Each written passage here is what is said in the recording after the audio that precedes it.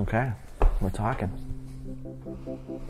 Putting yourself out there can be nerve-wracking, but... Putting yourself out there can be nerve-wracking. So on a monthly calendar, you often have missing days, because the first of the month will be, somewhere in the middle of the week, and the last of the month will be somewhere at the end. And so you have these missing days. And time doesn't really work like that. It just keeps going.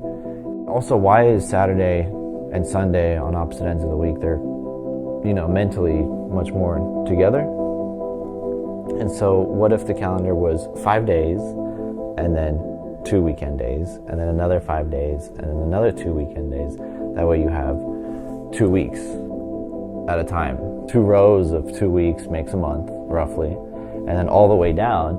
And the only really kind of important thing to poke out a little is the first of the month for bills or rent or something like that.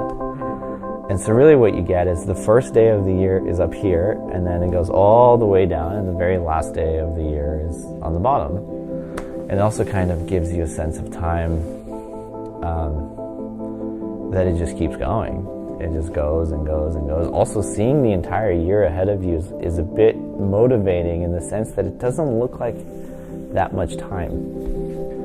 And so as a result, you end up, kind of like moving a bit.